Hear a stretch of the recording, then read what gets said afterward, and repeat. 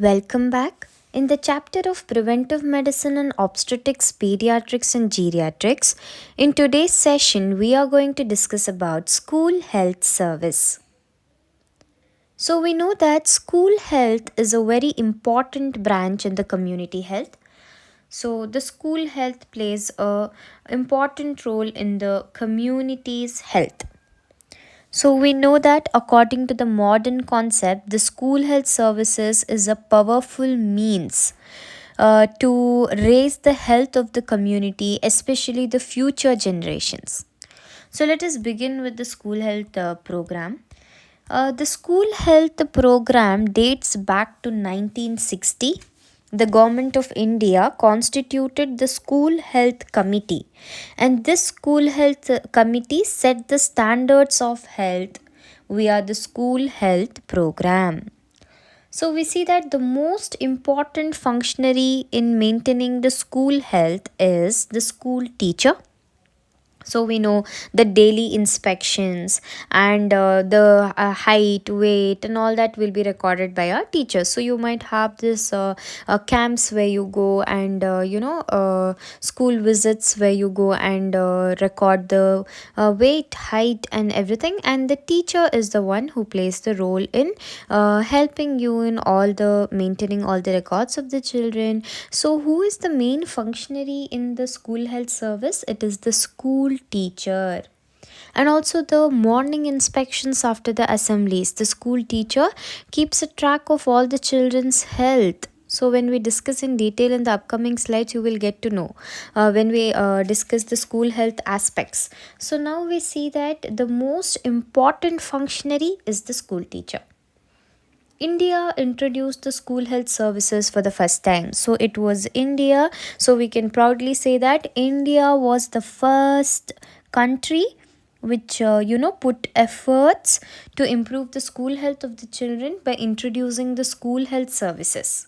The school health services gave a greater emphasis on the malnutrition, infectious diseases, intestinal parasites. So we see that most of the children, they are malnourished. The children who are, so we know most of the population in India stays in rural areas, and many are below the poverty line because India is still a developing country, so malnutrition is markedly present in the children. So, the main emphasis of the school health services is based on treating the local health problems of the school child. What are the local health problems? That could be the malnutrition in the first place, or the infectious diseases, intestinal parasites. So we know this worm infestations in the children, worm affections like helminthiasis, ringworm. So this worm intestinal parasites, so the emphasis is made on the intestinal parasites, and the diseases of the skin, eye, ear and dental caries. So we know that the diseases of skin and eyes, the visual acuity will be checked, and then we have ear examination will be done, so we can understand how is the hearing capacity of the children, and also the dental caries. So the dental checkup will also be done so that we can detect the dental caries in the children. So major emphasis is based on treating this local health problems of the school children. Those are malnutrition, infectious diseases, intestinal parasites, diseases of skin, eye, ear and dental caries. So we see that skin, eye, ear and dental caries. Eyes, ear, dental caries, skin. And also worm, intestinal parasites, malnutrition, infectious diseases. Okay. Next. Moving on, what are the major health problems of a school child? It could be the dental defects, which is most prevalent. So, the dental defects in the children, they eat lots of chocolates, and they don't, most of the children, when they are small, they don't brush their teeth properly. The oral hygiene, they are not very well aware or acquainted with the oral hygiene. So the dental caries is most prevalent in the school children. So the most emphasis is based on the health problems, major health problems, and the major health problem is the dental defects in the children, the dental caries, and we have goiter. Goiter is what? When there is enlargement of the thyroid gland, because the children are deficient in iodine. When there is iodine deficiency, it will lead to the enlargement of the thyroid gland. So the enlargement of that thyroid gland will result in the goiter. And then we have malnutrition, very important. So the midday meal scheme and all, when we are studying, we'll see how do we deal with malnutrition. So what are the health problems of a school child, guys? Malnutrition. You can see this baby, okay, she's so short and not healthy, so malnutrition. Let us consider that she has intestinal parasites, she has worm affection, so the food what she's eating is not getting absorbed. All the nutrients are taken up by the worm, so she is malnourished. And she also has this iodine deficiency, so the goiter, and teeth dental defects. Okay, we can consider dental defects, goiter, and then she is all malnourished. Why malnourished? Because of intestinal parasites and also eye diseases. Okay, you can remember like that: eye diseases, dental caries, then we studied goiter, intestinal parasites, and then resulting in malnutrition. Clear, guys? Next, moving on, let us see what is the objective of the school health services. What are the objectives? What is our objective? What is our goal of the school health service? What is our aim? Our aim is to bring in a positive health, and also we see that we promote the positive health in the children by maintaining records, by doing the routine checkups. We promote the good health, positive health in the children. Next, also we prevention of the disease is done, disease prevention, promotion of positive health, prevention of disease, and then we have early diagnosis, treatment, and follow up of defects. So we see that the teacher, when they do the daily the daily after the assemblies or the school prayer, the children will be the daily inspections will be done, that is morning inspection will be done. And during those morning inspection, the teacher will check the children, and if she feels that there is some change, if she detects some change in the child's appearance, if there is improper growth or development, or the baby is having cough, or nausea, vomiting, flushed face, so all these things she will detect all those, and she will send it to the medical officer who is there in the school, the physician, and then he will do the checkup, and this is how we detect, the early diagnosis will be done, and the treatment and follow up will be taken. And then the health consciousness, so the awakening of the health consciousness is done in the children, and also the provision of healthful environment. Okay, we also provide a healthful environment to the children. So when we study the complete aspects of school health service, where we study the complete healthful school environment, the location, site of the school, how the lighting should be there, the water supply, about the eating facility, all that in detail when we study, you will understand this point, healthful environment. We have the complete detail about it in the next slides. So now what is the objective we saw, guys? In the first place, promotion of what? Promotion of positive health. Then we did the prevention of what? Prevention of diseases. Next, promotion of health, prevention of disease. How do we prevent the disease? By early diagnosis. Then we prevent the complication of the disease by early diagnosis.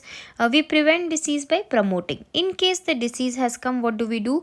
We diagnose it, we treat it, and do the follow up. Okay, you can remember like this. So the prevention of disease. To prevent the disease, we have to promote a positive health. And in case the disease is already occurred, then we have to do the diagnosis, give the treatment, and take a follow up. And also, how can we prevent the disease? By bringing the health consciousness and the healthful environment. Simple, guys. You remember the objectives very clearly now. So let us summarize. What are the objectives? Let us consider the word disease. So now to prevent the disease has to be prevented. In order to prevent the disease, we have to create a positive health. Okay, then health consciousness, and also we have to provide a healthful environment. And also, in case the disease has occurred, we have to do the early diagnosis, treatment and follow up. Clear? Done. Next, school health examination recommendations. So we have certain recommendations for the school health examination. We have Renuka Roy School Health Committee, which was started in 1961. They laid the foundation of the school health programs in India. So who laid the foundation of the school health programs in India? The school health program in India was led, the foundation of the school health program was led by Renuka Roy School Health Committee. Don't forget the name. Renuka Roy School Health Committee laid the foundation of the school health program, wherein the medical examination of the children was done at the time of entry and then after every 4 years. So, guys, a very important thing. You remember when we have to get the admissions done? So, this is after every 4 years. Now, let us understand what the Renuka Roy School Health Committee laid the foundation. What they said was, we have to perform a examination, medical examination of a child when there is the entry of the child to the school, and also after the entrance of the child into the school every 4 years. The school medical examination has to be done. That initial examination when the baby is entering the school, it has to be very thorough. It should include all the history, all the physical examination of the child. We have to perform the test for the vision, hearing, speech, and take the blood test, urine test. All of this test has to be conducted. We also have to perform the clinical examinations of the for the nutritional deficiency, if the baby is malnourished or not, and we examine the feces to identify if it is suffering with some intestinal parasites. So all of this has to be done in the initial examination. Once the school the kid is admitted to the school, once all of these examination, the detailed investigations are done, later every 4 years the routine checkups has to be done. Okay, you can see here the teacher will play a very important role by recording the medical history. The doctor has come and this teacher will record the medical history. So we said that the main role is that of a teacher, because the daily inspections, very important, daily morning inspections and monitoring of the child will always be done by the teacher, but the visit of the doctors will be only for a short period of time and once in a while. So the main functionary is the teacher. School health service, who is it? The school teacher. Okay, this is clear. Now we move on. Then we have NRHM. So guys, we know that NRHM, it is done once every 6 months. So we saw that according to the NRHM, National Rural Health Mission. NRHM is what? National Rural Health Mission. They said that it has to be, the medical examination has to be conducted once in every 6 months, that is twice yearly. Then we have school eye screening program. Eye screening. So we see that school eye screening program. The eye screening program has been done for this class 6th to 8. I'm sorry, 5th to 8th standard. Okay. 5th to 8th class students, this eye screening will be done. And the age range will be around 10 to 14 years. They fall into the age range of 10 to 14 years. And this eye screening program, the one teacher will be allotted to screen 150 students. So we see that one teacher is allotted for around 150 students. and the visual acuity cutoff for referral is less than 6 by 9. So and it is referred to the primary health center. So now if the visual acuity is less than 6 by 9, then we referred the child to the primary health center. So now how do we understand this 6 by 9? For example, one child whose visual acuity is normal, okay, whose visual acuity is normal, can see the chart or the board or the shape, whatever is written, from 9 meter away, and the other child has to stand less than 6 meters away to see the object or whatever, to visualize it. So the value is less than 6 by 9. Okay, clear. And when the value is like this, they have to refer it to the PHC, and that is the cutoff. Okay, clear guys? Next, moving on to the aspects of school health service. This is the most important. I can tell you the most important thing is the aspects of school health service. In the school health service, this is the most important thing. Let us begin with the school environment. So very important thing is, there are some aspects of the school health services, like we are going to study now the healthful school environment. Like we said in the previous thing, that I will be discussing in detail the healthful school environment. Followed by, we have health appraisal. You can see health appraisal. Third, we'll be discussing about the nutritional services, followed by the first aid and emergency care, and also the dental health, eye health service, personal hygiene. In addition to this, I will tell you about the mental health, as well as the prevention of communicable diseases. Okay, you can also add these 2 points. Now let us begin with the healthful school environment. How the school environment has to be there, beginning with the minimum standards which are given for the school environment are the location. Now we see that how and where the school should be located. So we see that the location, the school should be normally located centrally, and it should be situated with proper approachable roads and properly fenced. So we see that the school has to be situated centrally so that there is a proper approach roads. It should not be somewhere in the outskirts where the approaches to the roads is not available, very far away where there are no proper roads. No, the school has to be placed centrally. If this is the community, the school has to be placed centrally with the proper approachable roads, and it has to be properly fenced. Okay, clear? Next, it should be away from the noise. So we see that the school, it is properly fenced and it is centrally placed. Next, we see that the school should be at a fair distance. There must be a fair distance from the busy places or noise creating places like the cinema houses. So you can see from roads. See, the school has to be centrally placed, okay, so that the road can be approached. It should not be on the road, very nearer to the roads where there is high traffic, because the children cannot, they will be affected because of the noise pollution. So we see that it should be away from the roads.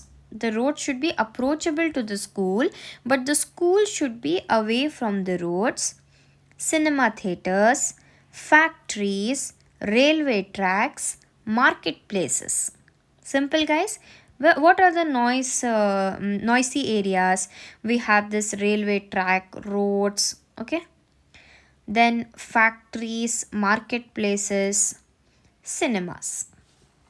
So this was about the location of the school. Next, we move on to the site of the school. So we see that the site should be highland always remember the site should be a highland, and it should not be subjected to dampness, or it should be properly drained. It should not be damp. It should be a highland. And the school health committee has recommended that the 10 acres of land should be provided for the higher secondary schools. Okay, high schools will get 10 acres of land, and the primary schools will be provided with 5 acres of land. And also, if there are that is approximately additional 1 acre of land for per 100 students. So we see that you remember only so much, guys. In the sites, if it is a high school, then 10 acres of land. If it is primary school, elementary school, then only 5 acres of land. And it should be a highland. It should not be damp. Okay, simple. Next, we are moving on to the structure.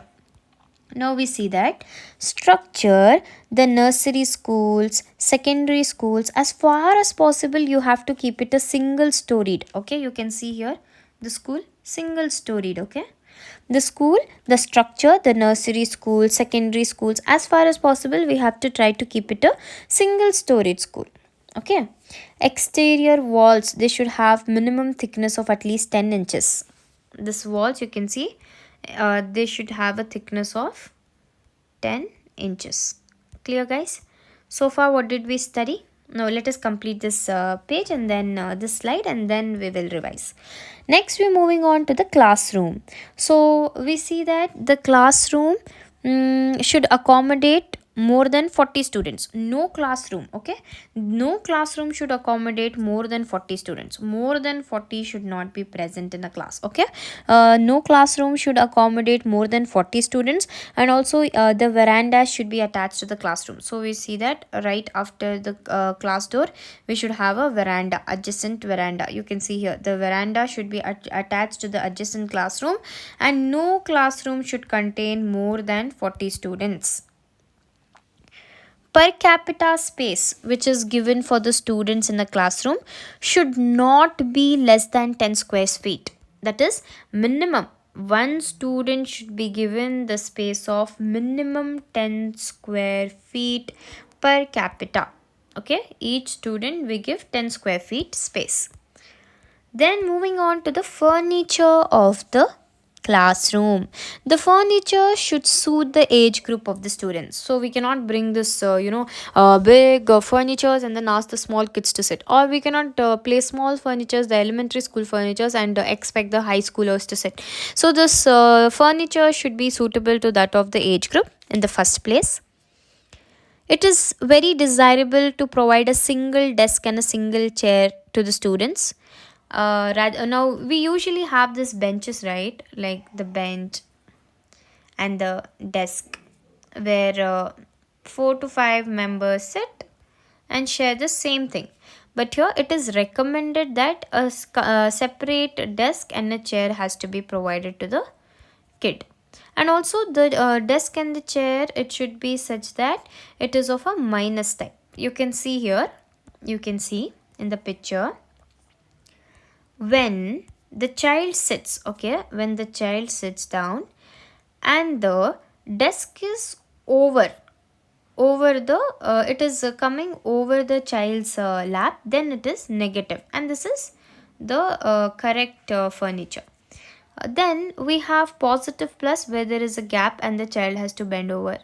And then there is 0, where there is there's no gap, okay, between the desk and the chair. So we have to provide minus type. Okay, negative or minus type is the appropriate one. We have to provide this type of furniture to the kids. Next we have that the desk and the chairs, they should be single and they should be of a minus type. And the chairs, you see that the chairs should be provided with a backrest. The children, they should have a backrest to the chairs, and we have to provide the desk for the work. So clear, guys? Now let us revise all these 4 points. Location. What did we see under location? That it should be situated centrally. The school has to be situated centrally with appropriate approachable roads. Second point, what did we see? It should be away from the noise making areas. Noise making areas, what were the examples? The roads, the cinema, houses, factories, railway tracks, marketplaces, etc. Then we're moving on to the location is done. Now moving on to the site. Site, what did we study? It should be a highland. There should be no dampness. 10 acres for the high schools, 5 acres for the elementary school. Next we are moving on to the structure. So we saw that location, site, structure. Structure, as far as possible, keep it a single storied building. Classroom. Okay, next we go to classroom and furniture. First, grossly we saw. Okay, grossly we saw the location, the site. See, the location, the site, and the structure. Okay, then from outside, these 3 points you have to say. Then you enter the school, enter into the classrooms. In the classrooms, we saw that we studied about the capacity, how many students should be accommodated in each class. That is not less than 40 students, and each student should get space of at least 10 square feet. And the furniture, we studied that it should be of minus type. Next, moving on to the doors and windows. So now we are in this classroom. So in classroom, we saw the chair and desk and the area, what it is provided. Single chair and desk has to be provided, and 10 square feet, and not more than 40 students can accommodate. This was about the classroom we studied. Now we are moving on to the doors and windows. You can see the doors and windows of a classroom. The windows and doors. Regarding the doors and windows, the windows should be broad. The bottom, so let us see here. You have to also see the slide properly. So see guys, the doors and windows, the windows, they should be broad enough. And now we see that the combined door and window area should be 25% of the floor space. So we see that the floor, and this is the window and door. Okay, these are the windows and this is the door.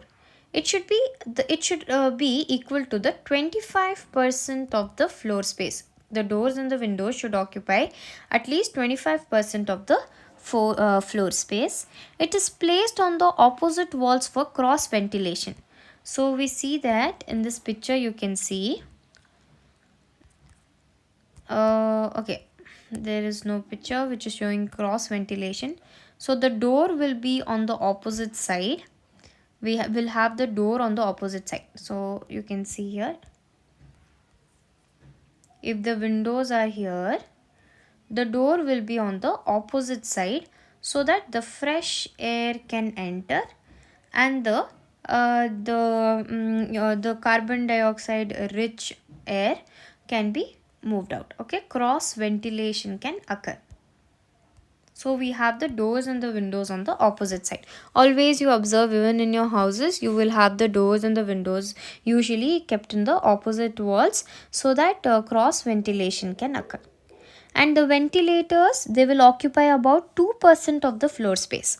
How much does the doors and windows occupy? They will occupy 25%. The ventilators will occupy 2% of the floor space. Clear guys? About the doors and windows. Next we are moving on to the color. Inside color of the classroom should be white, and it should be periodically whitewashed. It should be white, and we have to whitewash the walls. Next we move on to the lighting. Okay, how should the lighting be in the classrooms? They should have sufficient natural light. We have to have a sufficient natural light. Preferably the light has to fall from the left, and it should not be from the front, because there will be the board. Okay, there will be glaring, and the board will be shining, and the children cannot see the board. So it should preferably be from the left, and it should not fall on the board. Then we have the water supply. In the water supply, there should be an independent source of safe and portable water supply. We have to give the safe and portable water supply. It should be continuous, and the water has to be distributed through the taps. You can see in the picture here how the water has been distributed through the taps. Moving on to the eating facilities. So we see that the school authorities, we have to not allow the vendors, or other than those who are approved by the school authorities, we should not allow the random vendors to enter into the school premises. We have to give the separate room for the midday meals. A separate room has to be provided for the midday meals. Then we have lastly the lavatory. We have the previous and urinal should be provided. So one urinal for 60 students and one latrine has to be provided for 100 students. Okay, and the arrangement should be made separate for both boys and girls. You can see separate arrangement for boys and girls, and one urinal will be sufficient for 60 students, and one latrine, though not sufficient, like recommendably at least one urinal has to be there for 60 students, and one latrine for 100 students. Calculating that, you have to construct the latrines and urinals in the schools. Next, this is the midday meal. Okay, a separate room has to be provided. Eating facilities, what did we see? That there should be a separate room provided for the midday meals. Then this was all about the classroom. So we were discussing it. How did we start? The school has to be centrally placed. That was about the location, the site. Okay, 10 acres, 5 acres, and everything. Then we move to the structure, single storied building. This was the external. Okay, so this picture, the location of the school, proper approachable roads, it should be centrally placed. Then we saw about how many acres, that is the site. Then the structure of the school. Now we entered into the classrooms. In the classroom, what will you write? Imagine the classroom. In the classrooms, what will you write? Not more than 40 students. It should be minus type of desk. Separate desk should be provided and all that. Next, after seeing the classroom desks, we move on to the doors and windows. Okay, after the desk, next go to the doors and windows. Here you can see the doors and windows. In this picture you can remember, after the doors and windows we will see the color of the walls. Doors and windows, then you see the wall, door, windows, walls, and then lighting. Then we also see the ceiling where there will be lighting. And next we have the eating facility. Lastly, the lavatory. Clear guys? Simple. From the pictures you can remember all the points, and what to write inside that we know very well. So this was all about the school health aspect. Next, in school health aspect, the first one, that is, we completed the healthful school environment. Next, we are moving on to health appraisal. Health appraisal, we know that periodically the medical examination has to be done. In that we studied at the entry, we have to examine the child thoroughly. Complete physical and clinical examination has to be done, and then followed every 4 years we perform the Therefore, every 4 years we perform this medical examination on the children. Next, the daily morning inspection. Also about this also we discussed the daily morning inspection, where the teacher will carry out the daily inspections of the children, so that she will detect the changes in the child's behavior, which is suggesting towards illness, or the child's appearance. If the child is having an improper growth and development, she will the teacher, they will have certain clues, okay, so that they can suspect the children who needs medical attention. What are the clues? What the teacher should have pointing towards the illness of the children? They are flushed face. If the baby is having if her face is flushed, or there are any rashes, spots, or if the baby is having cold, coughing, sneezing, sore throats, rigid neck, with fever, and all of that is pointing towards meningitis. So we have to make sure that the teacher has to get the clues like if the baby is having coughing, sneezing, sore throat, rigid neck, nausea, vomiting, if the eyes are become all red and watery, if there are chills, fever, if the baby is all drowsy, and she's not playing, or he or she is not playing, the child is not interested in playing, it is disinclination towards playing. And then if the baby is suffering from any diarrhea or parasitical like infestations, in that is ringworms, scabies, skin conditions, etc. So, all of these are the clue signs where the teacher can detect, and then she has to report to the the trained medical officer, or the medical officer who is there in the school, who will take care of the child. Next, we have the nutritional services. In the nutritional services, we see that the midday meal program, a very important thing in the nutritional services. You can see this is the routine checkup after every 4 years what we do, and this is daily morning inspections. Two things you have to remember before we go to midday meal. See this is every 4 years they check the routine examination is being done, and this is daily inspection in the assembly they do. Next, we are going to the midday meal scheme. So, regarding the midday meal scheme, guys, what are you familiar with? Why was this midday meal scheme started in India? It is to combat the malnutrition. We know that malnutrition is a major problem in the school health children in India. So, in order to combat the malnutrition and improve the health of the school children, they started this program, that is midday meal program, so that they can provide a good nutrition to the children.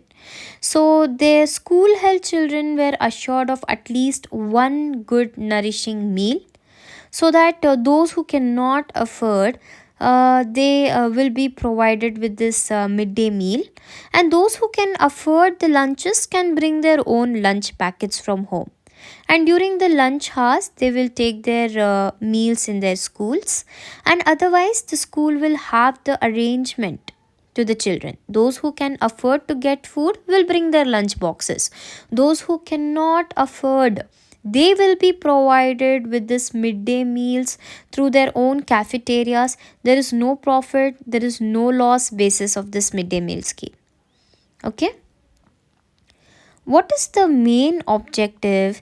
This midday meal will provide at least one third of the daily calorie requirement and about half of the daily protein requirement to this child. So, what they're doing is at least one third of the total calorie, and the half of the daily protein. Okay, half of the daily protein and one third of the total calorie requirement, it will be provided by this midday meal to the child. Okay, you can see here the midday meal program, it is applied nutrition program, followed by, okay, this was all about the midday meal program. What did we study in midday meal program? In midday meal program, they have recommended that they will it is to combat the malnutrition, and what they did, that they arranged the midday meals having their own cafeterias, where about half of the protein requirement, total protein requirement of a day, and one third of the total calorie requirement will be provided to the via this midday meal, and it is given to the children who cannot afford to get lunch. Okay. Next, we have the applied nutrition program. The UNICEF is assisting in the implementation of this applied nutrition program. So, in the form of providing the seeds, manure, and water supply, equipments which are needed for the school gardens. So, what they did was, the UNICEF assisted that provide the seeds, manure, the water supply, the equipments, whatever is needed to the schools, so that they can have their own vegetables, own pulses, and prepare the food.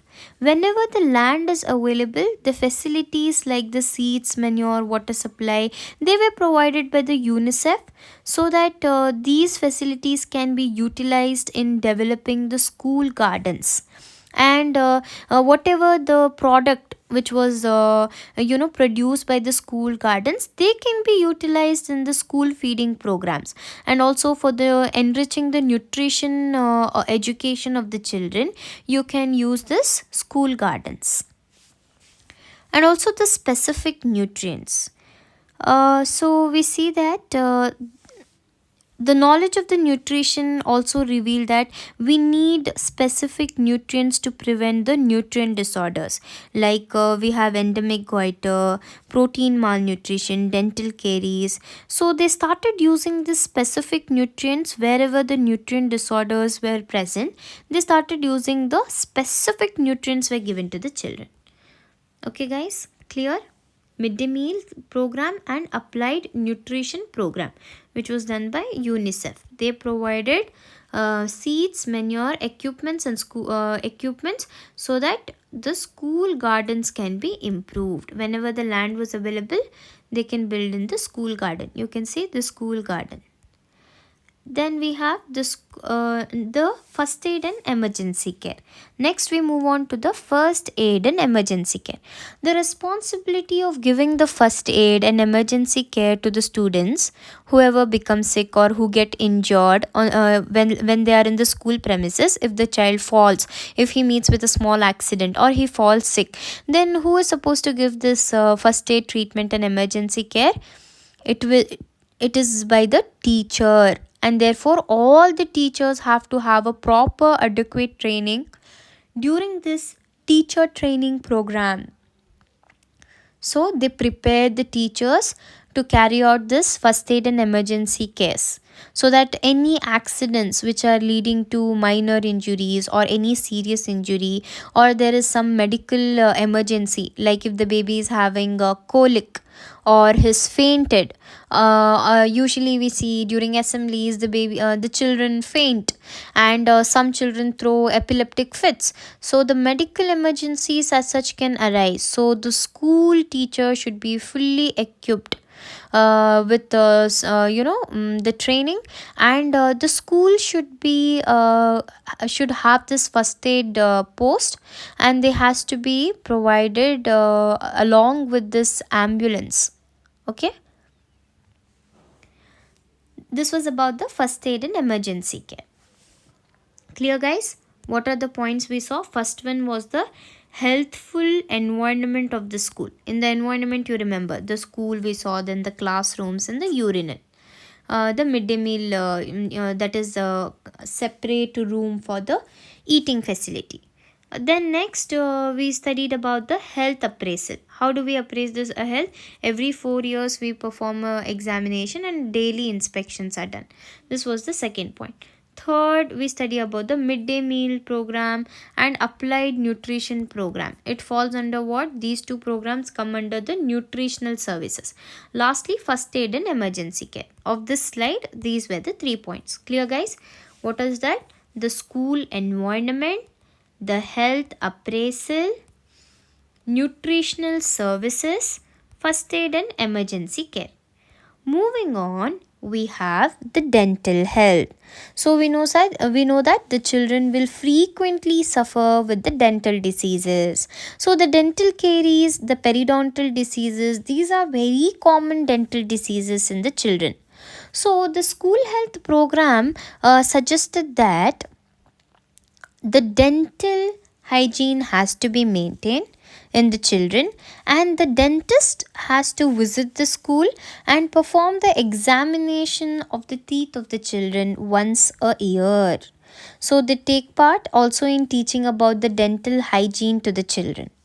the great value to prevent the gum troubles. They teach the children about the oral hygiene. They have to brush the teeth twice, morning and before going to bed. All that regarding they should avoid eating chocolate and then not rinsing their mouth and just going to bed just like that. They have to avoid all of this. So they will teach you about the dental hygiene and also perform this dental checkup once in a year. Then moving on to the eye health service. We saw dental, next eye. The major problems when we saw the dental problems, eye health problems, right? So we are dealing with all these programs by bringing in the dental checkup once in a year. Next, eye health services. In the eye health services, the detection of the refractive errors and the trachoma. So we know that the school should be responsible in early detection of these refractive errors. They have to early detect the refractive errors in the children, and trachoma. A few children will be squint. Okay, squint, strabismus squint. They see somewhere and they look somewhere, and this is the treatment of this squint and amblyopia. We have to detect and treat the eye infections, like we saw the trachoma. And then we also have to administer the vitamin A to the children who are at risk, okay, so that they can give desirable results. We have to give the vitamin A to the children. So the basic eye health services should be provided in the school. Then we have the personal hygiene.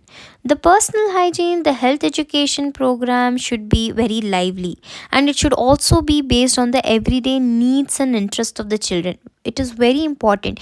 If the program is not based on the felt needs of the children, obviously, just like any other thing, the children will not be interested. It should be the felt need in that aspect, only then it will be a successful. So the need of the hygiene of the skin, the hair, teeth, clothing, it should be impressed upon the children. So we know that how did we, shower every day, take a bath every day, come neat to school, cut your trim your hairs. Else you have to, you just can't have your open hair and go to school. You remember we used to put plaits, and then the plait has to be folded up, use the ribbons and all that. So the hair, it should be neatly combed, and we have nails which should be trimmed properly. Teeth, brush your teeth daily, all this twice daily. All these things were kept a track of. And the clothes has to be washed, the uniform should be neat, it should be properly ironed. So all of that, the personal hygiene, we have to teach the children regarding the need of this personal hygiene. Also, you have to advocate the children regarding the posture. Usually the children will adapt a bad posture when they are sitting and standing. So we have to observe this and correct the children to have a proper posture. And this was about the personal hygiene. Next, I told you that I will also speak about the mental health. Now, we know when we studied about the juvenile delinquency, we saw that teacher also plays a very important role in determining the abnormal behavior in the child, and she has to report it to the higher authorities and the parents, so that the right action can be taken and they can divert the child's energy into appropriate things. So the school teacher should be positive, and she should be concerned about the child's mental health. She has to detect any abnormal behavior of the child. If the baby or the child is completely listless, in absence from school, depressed, so we know that the mental health of the child will directly affect the physical health and also the learning process. If the child's grades are deteriorating, if it is falling down, if the child is failing, then look into the child's mental health, and you have to take measures. So the main functionary of the school health service is the school teacher. Next, lastly, I told you I will also tell you about preventing this communicable diseases, that is through immunization. How do we prevent the communicable diseases? They are controlled through immunization. So a well planned immunization program will help us to combat this communicable diseases. Also, once the baby or the child is immunized, keep a record as a part of the school health record. You have to maintain the immunization status of the children. So this was all about the school health service. I hope everything is clear. If you have any doubts, put it in the comment section, and let us just brush up with the MCQ questions, guys.